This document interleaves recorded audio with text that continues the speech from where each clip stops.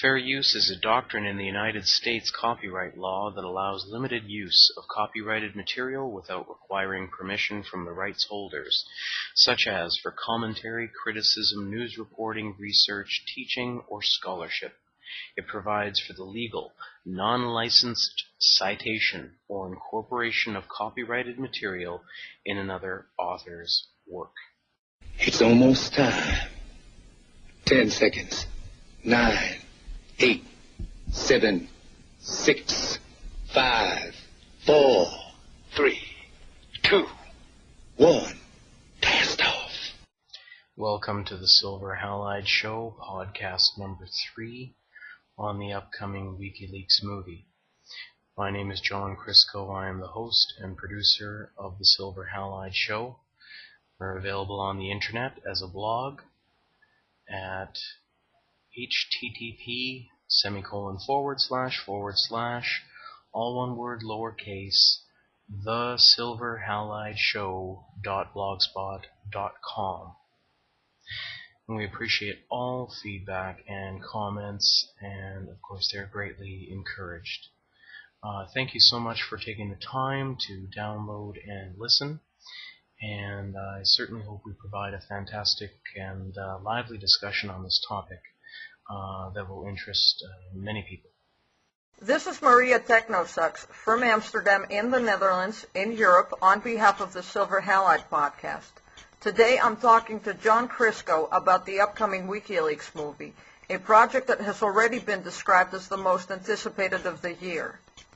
How did you learn about Wikileaks? I was aware by following several blogs and news sites that this small information website called Wikileaks had released some of the training manuals for interrogators for the Gitmo prison, or was it Abu Ghraib?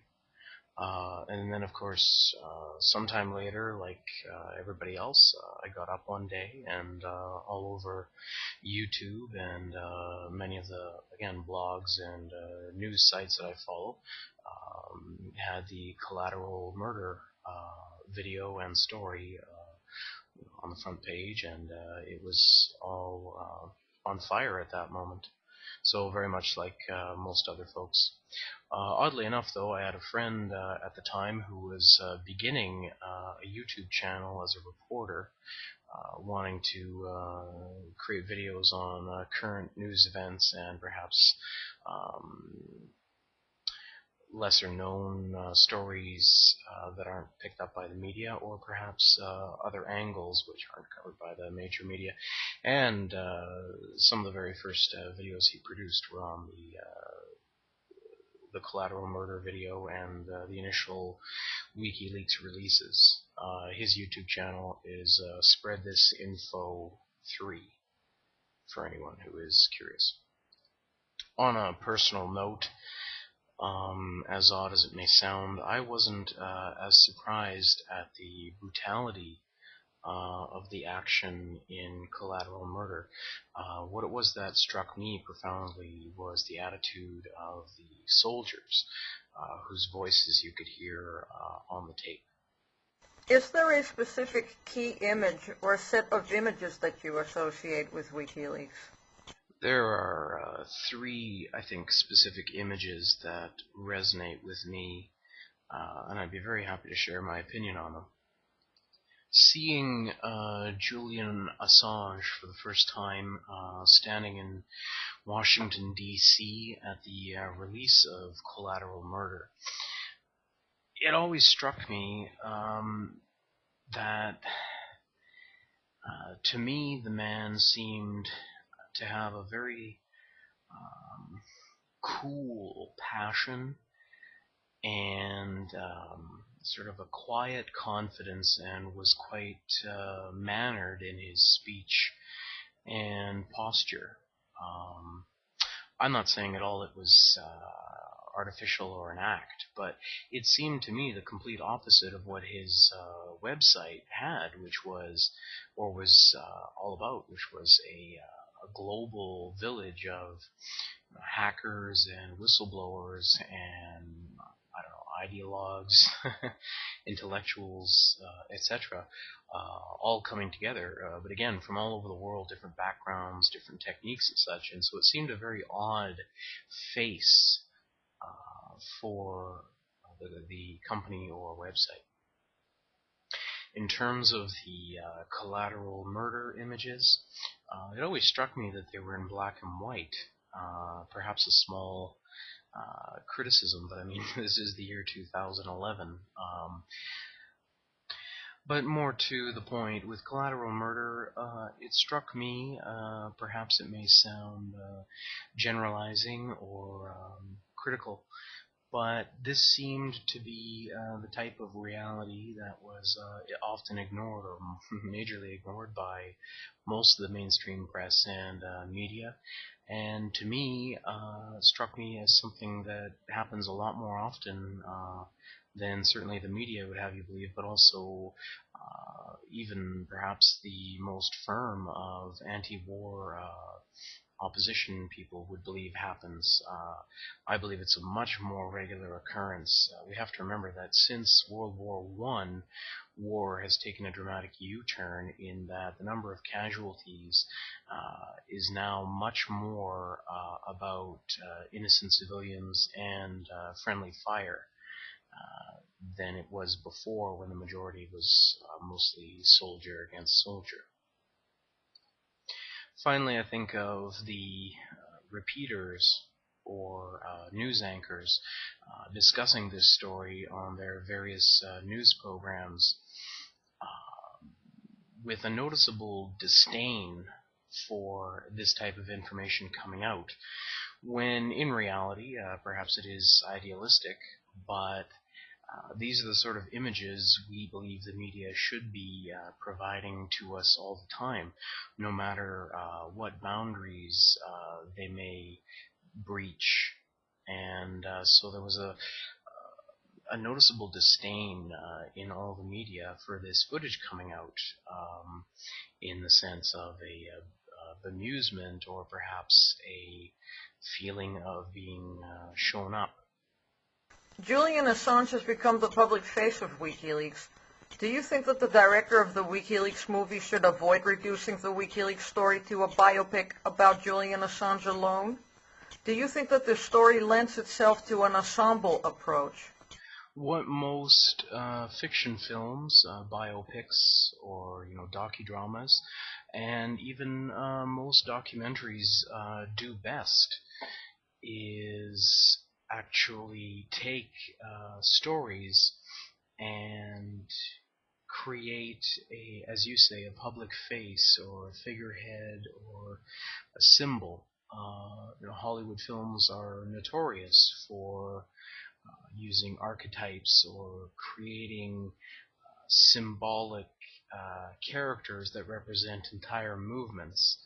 I think of films about Malcolm X or Nelson Mandela, and while they are great films and they tell fantastic stories about one person's long and difficult journey, they rarely mention the hundreds of thousands or perhaps millions of people who are part of that movement and are very much not spoken about. Now, of course, this relates somewhat to the length and running time of films. You can't tell 100,000 stories in 2 hours. On the other hand, yes, I do find there's a oversimplification in many films of this ilk to simplify the entire feelings, emotions, or background of a movement into one character. And yes, you're very right. The story of WikiLeaks is an ensemble piece. At its core, one would certainly say that it's about a trinity. That trinity being Assange, John's daughter, and Goldberg. However, I feel there has to be more than that. I believe the great failing of the social network was that yes, the film, as it was made, told a very interesting story about the creators and initial people involved in it. However, the film had an opportunity to make a much larger statement about the impact of social networking and social media in the early part of the 21st century, and did not. It was actually, in my opinion, more about the social network of the creators of Facebook. And unfortunately, in my opinion, really missed the boat. So again, here I would not make the same mistake. Yes, you have the three main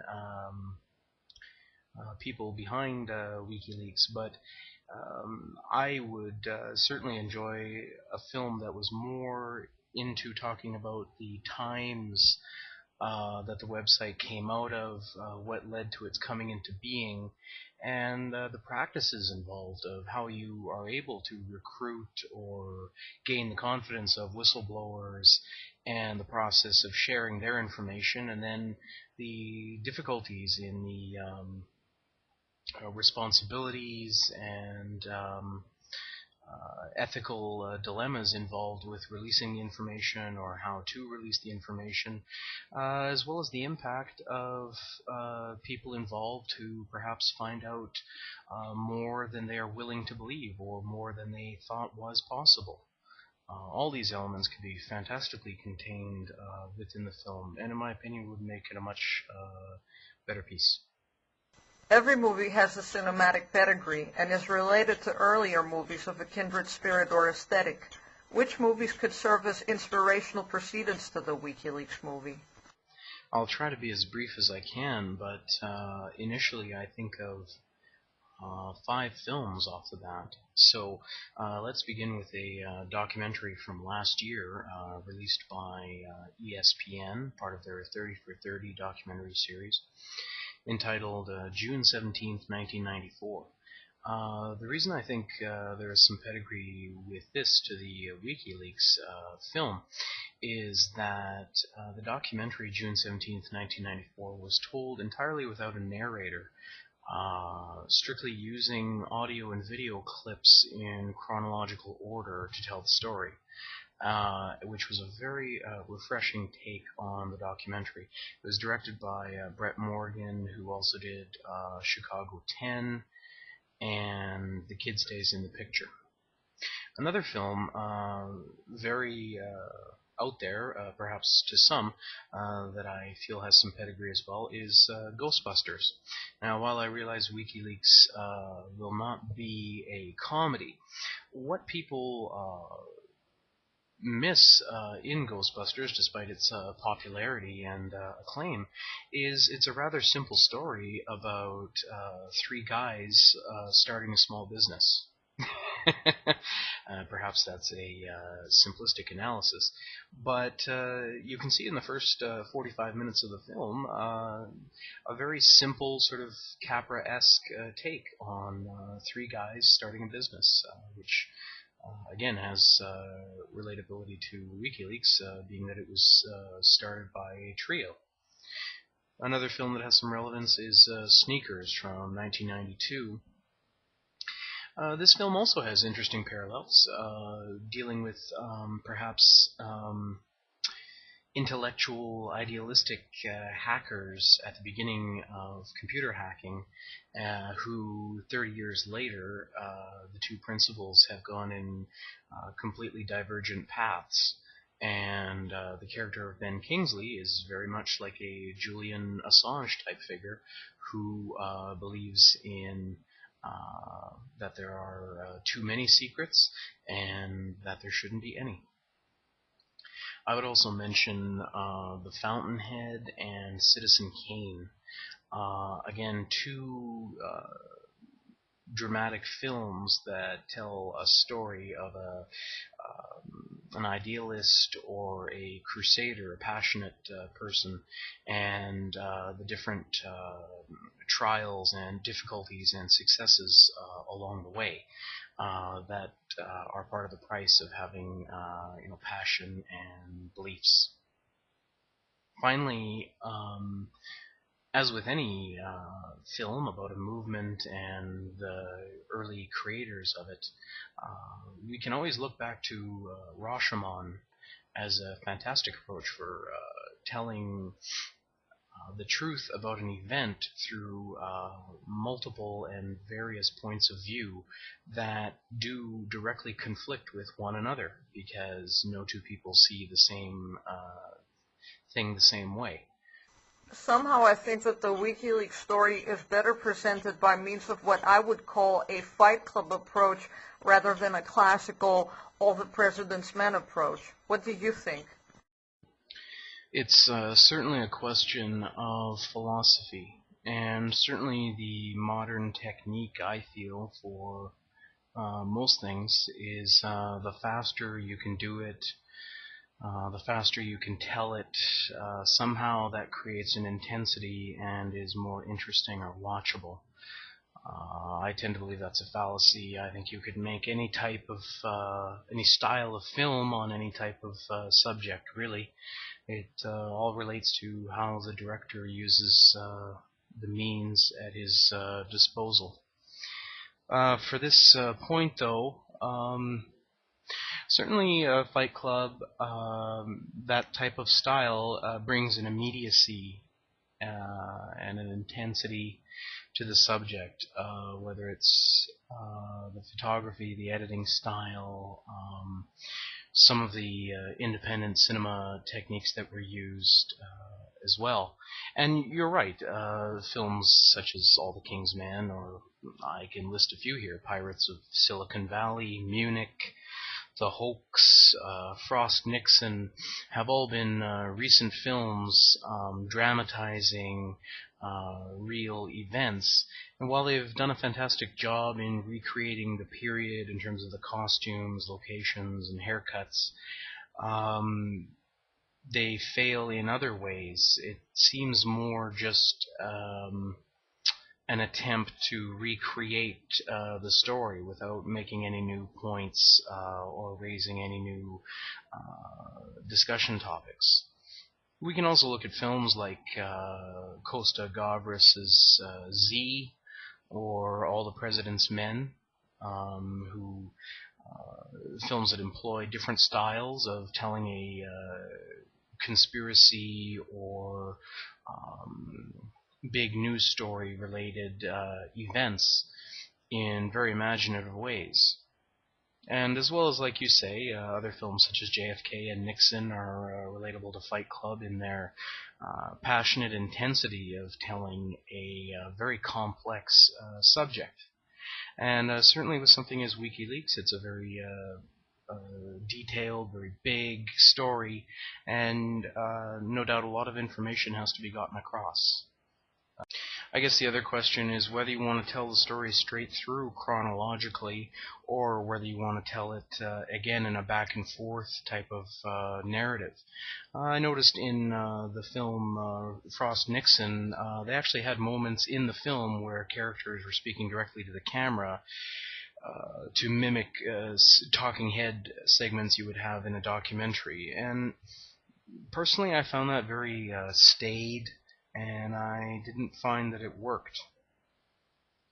If anything, perhaps the first third of the film, the initiation of the relationships between the three of them and how they started the company and the website, I would tell in a very small, discreet, very quiet manner, because those are the sort of humble beginnings of the operation. And perhaps once they make their first media release, or at the press conference in Washington about the collateral murder video, then you could begin to employ a different style, a more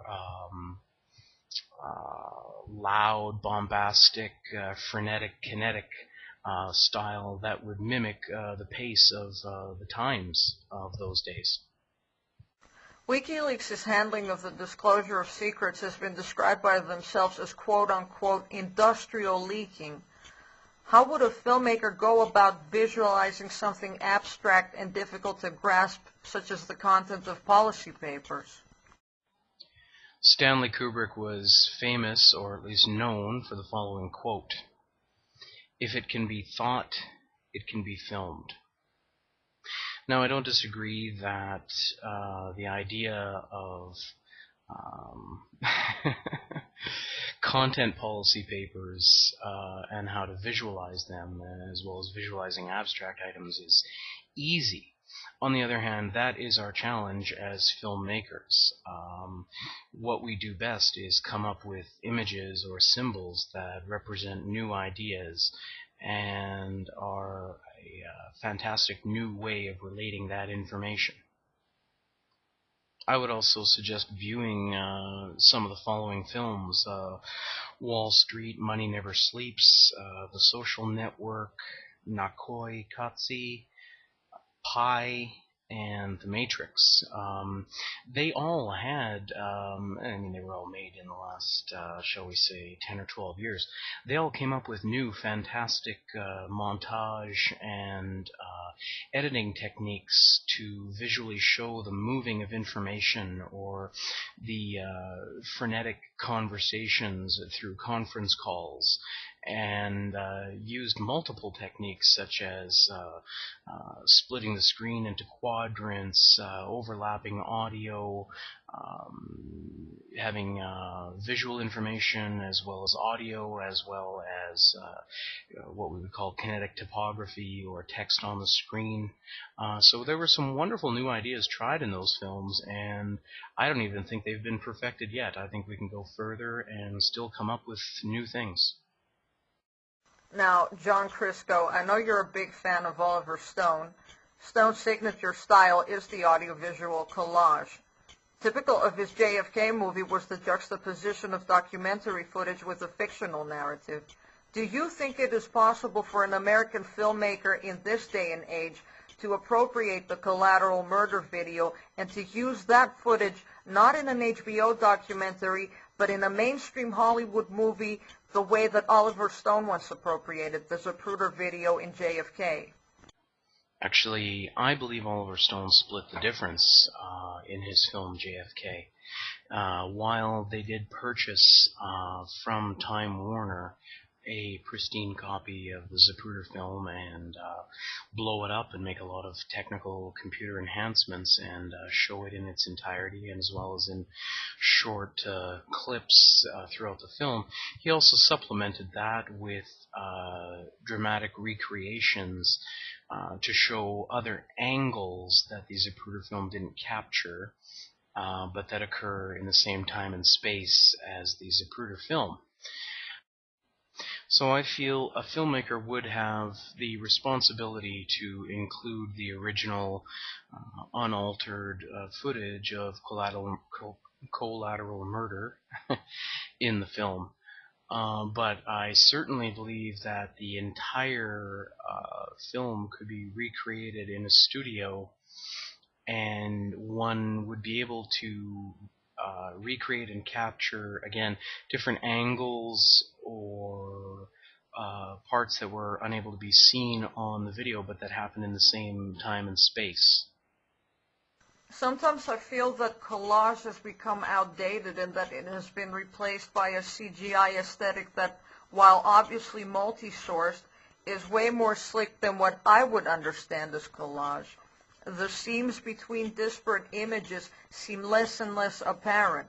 It's hard to tell nowadays where an image starts and where it ends. Everything just flows seamlessly into everything else. The rough cuts between this and that are lost, thanks to digital rendering. Do you think that the Wikileaks movie will comply to this tendency towards seamlessness? Or can this movie serve to revive the Oliver Stone type of collage? It seems these days, unfortunately, that the prevailing wisdom is that slick looks better, or slick is neater or cleaner. I'm not necessarily a subscriber to this theory. This also relates to the notion of digitizing black and white films and how much to make them look digital versus how much film grain to retain in the picture. So I believe it's simply a question of the sensibilities of the filmmaker hopefully someone with their own creative vision would make the film and find a way to relate the events of the story in the mockumentary style of, JFK or Spinal Tap, and not necessarily go back to the old style of collage with rough splices or interesting juxtapositions, but perhaps take that type of philosophy or style and modernize it or move it into a newer sensibility.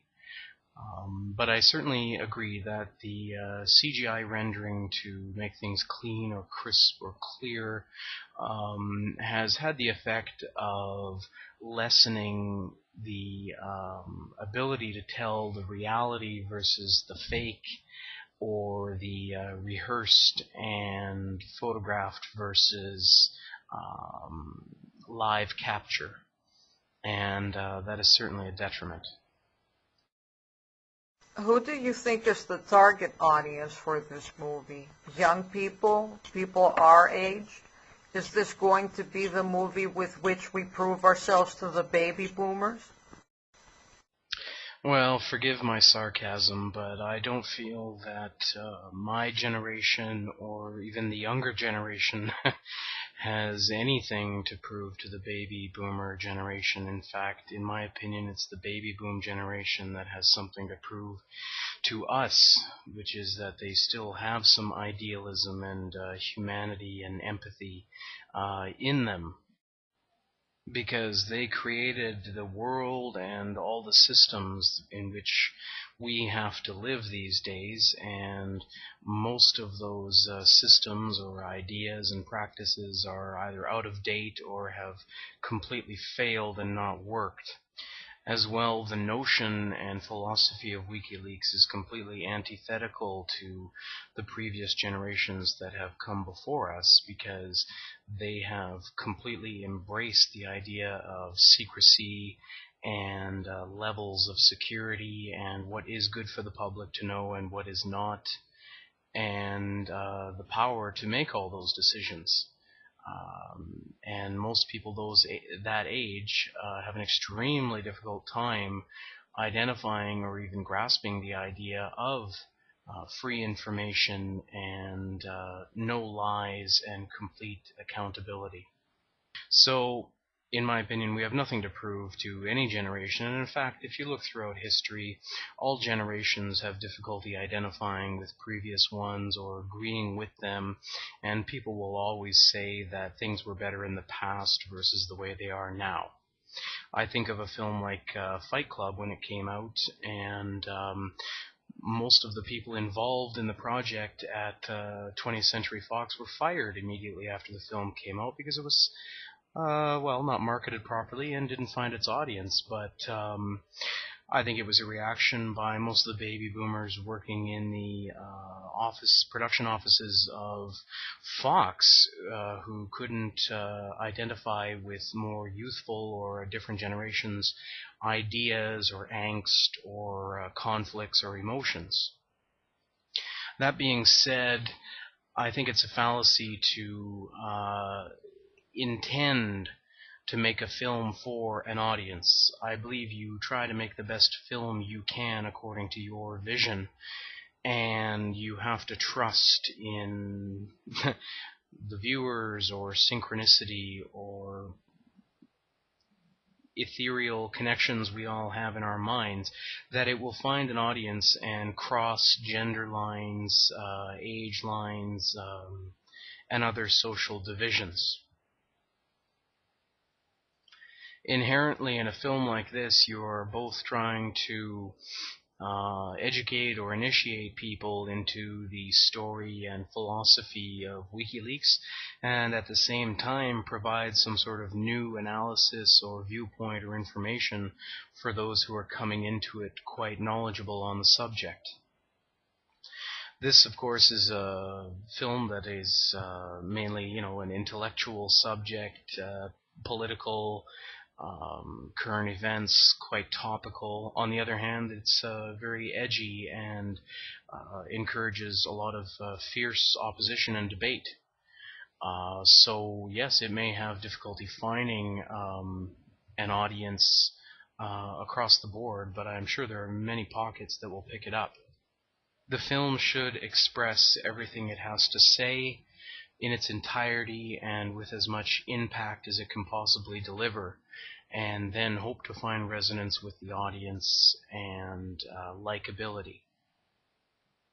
Do you think that with the WikiLeaks story being what it is, that this is the type of story where a lower budget or even an emerging filmmaker with a proper screenplay could realistically compete with the Hollywood rendering of the WikiLeaks story and actually produce a better movie than what we have come to expect from Hollywood? Once David Fincher completed writing or collaborating on the screenplay for Fight Club, he took it to 20th Century Fox, and he told them he had two approaches that could be done. He could make the film for about $5 million in black and white video, a very independent anarchist cookbook type of approach to making it, or he would need $65 million, and I would say a quarter of that would be going towards the special effects.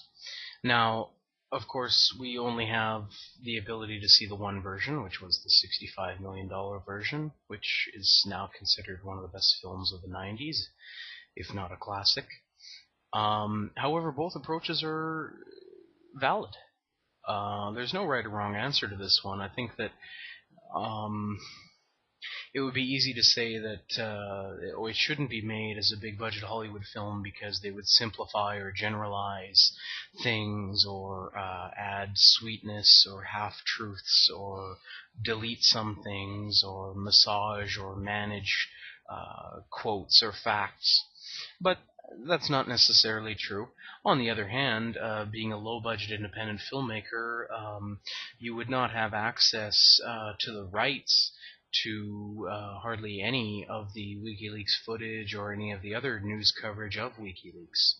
And so then you'd be in a position of having to tell the entire story without being able to afford any of the documents of it. But that's a challenging position, and I happen to think that the best films come from the most unique or difficult challenges. What does the audience need to know in advance in order to understand the WikiLeaks story? Is it possible or desirable for such a movie to be entertainment, enjoyed as a political thriller by people who don't know much about WikiLeaks? Absolutely, the film could be made as just an outright political thriller. One wouldn't even have to know that there is any truth to it. One could view it completely as a fictional story, and it could be done very effectively. However, I don't think anyone entrusted with the responsibility of making this film would go about that approach, unless it was at a last resort or if they were so ordered. I believe HBO made a film about Robert F. Kennedy, which was entitled RFK, released in 2002. And I don't know if there were budgetary constraints or what the ideology behind the film was, but it was a very straight-through, very spare, very simple portrayal of Robert Kennedy from the time he was Attorney General up until his assassination. There was very little discussion of any of the other aspects of his assassination or his political life. It was just a very straight-through drama, and which shows that telling a story that way can be successful. It was a fine film. Myself, it left me considerably wanting more and wishing someone else had made a different film. But I'm glad there is an RFK film nonetheless. As to what the audience needs to know coming in, I really Again, perhaps call me idealistic, but I think that's the filmmaker's responsibility. The filmmaker should determine how much the audience needs to be told throughout the film or at the beginning to acclimate or introduce the viewers into the story. On the other hand, this is a very topical current event and popular story, so I would imagine most people going in know about it, and that would be the enticement of going to see it in a theater, to see it dramatized and further explored.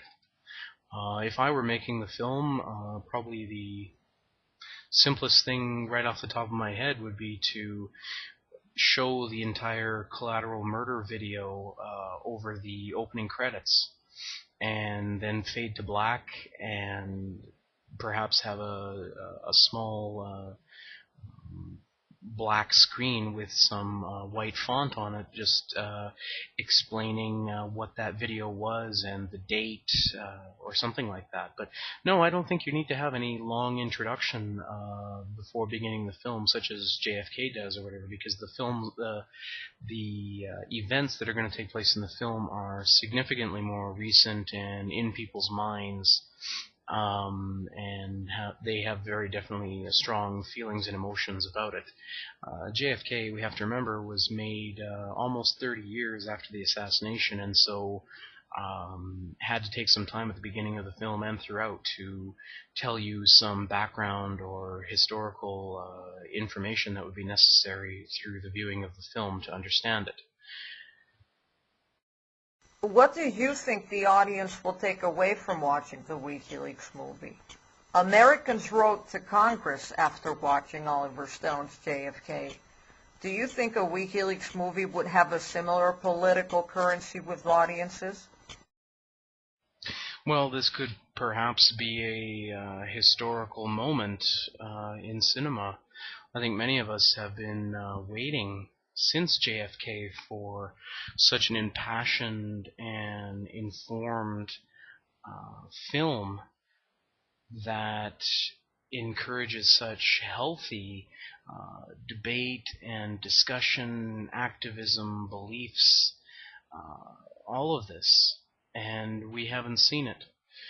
We seem to be living in a time as well, which is ironic, we're discussing a WikiLeaks movie, where it's a time of secrets and lies, and a lot of the time it's very difficult to tell the difference between what is true and what is not, or even being able to know the whole truth about something.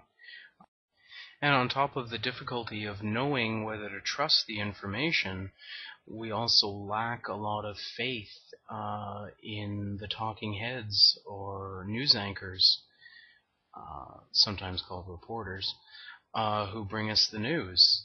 And these days, a lot of us have very little faith that we're being told the entire truth or even a small semblance of it.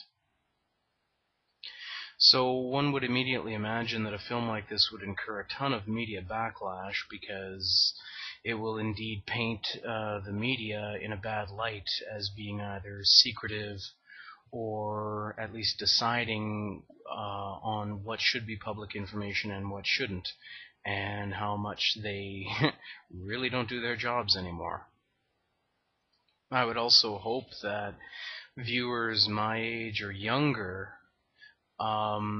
would take these issues to heart and try to realize that we are in and going to go through several more years of great struggles of freedom versus control, and new ideas on both sides of that debate. So WikiLeaks is a very 21st century challenging idea in terms of those who are younger and perhaps more idealistic or passionate, versus those who are more settled in their beliefs, or at least wanting to maintain some sort of status quo, again, in their beliefs or belief systems.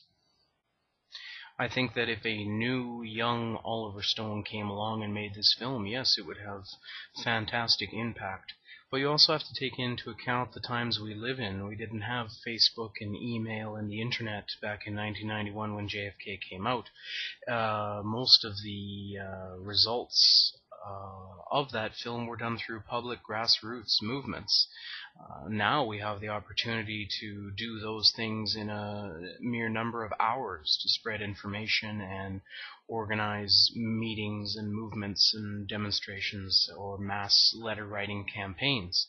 So I don't even think a film has to be nearly as effective as JFK to encourage a lot of debate and activism and discussion and dialogue, just because of the times we're living in.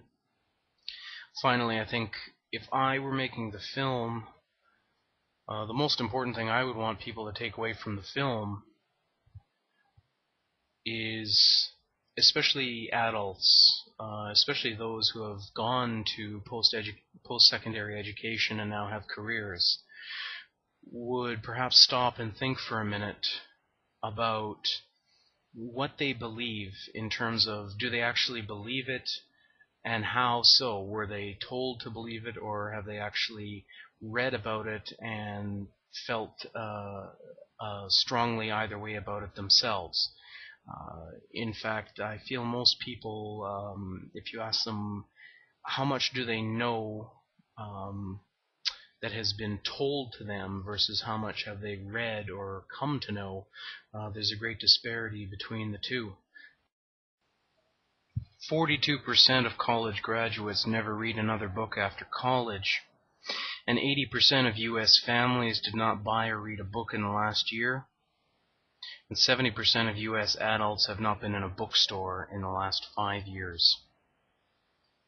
So ignorance is bliss, but of course knowledge is power, and I am someone who would rather know than not know, whether it's positive or negative. But the point is, as humans, we should always be endeavoring to learn more and evolve. And learning should not end at graduation. Learning should continue throughout someone's life. And that also means learning different ideas, or reading about challenging ideas, or ideas that are completely opposite to what you believe in, just so that you can try to appreciate another perspective, or at least reaffirm some of your own opinions. But the truth is that none of us ever knows everything for sure, and especially if you're relying on strangers to basically tell you the news and just accept it completely, I think is very wrong. And the more you can find out for yourself through various means that support one another, or at least confirm one another, you're far better armed to go out into the world than someone who just believes the general stories. According to the Internet Grapevine, Julian Assange's favorite movie as a teenager was Harold and Maude. Is there a connection there with Maude being this anti-war activist in the movie and Assange's eventual politics? As a film student, during my formative years, I was very fond of reading up on the favorite films and directors of film directors. And while it's interesting trivia and fascinating, it's very difficult to appreciate what appeals to people or what they draw from material. Hitler liked Disney movies and Gone with the Wind. So I don't know what we can draw from that, really. Harold and Maude is a irreverent culture clash type of film from the 70s, with a very challenging storyline and two, of course, very interesting characters. But as to seeing how Assange and his politics relating to Maude, from Harold and Maude being an anti-war advocate, I would obviously see some parallels in Assange being anti-war, or perhaps anti-intelligence, security, or classified documents and such. That was John Crisco discussing the upcoming Wikileaks movie with Maria Technosex for the Silver Halide podcast.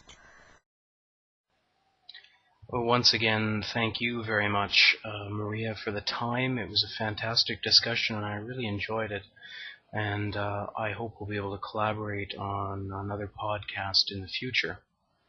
Once again, I'd like to just thank everyone for listening and downloading, and I really appreciate any feedback, comments, suggestions, questions, and some criticism.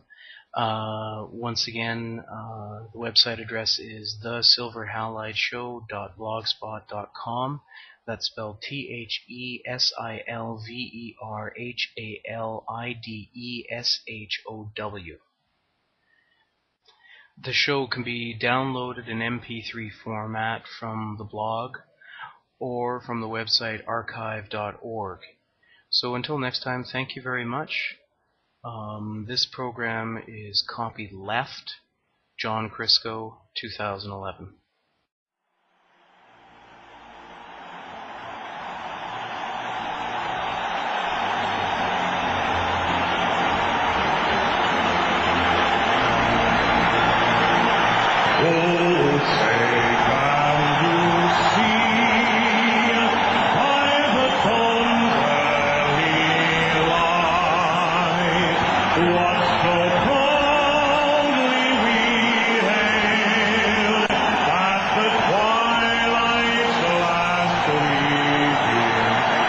Twilight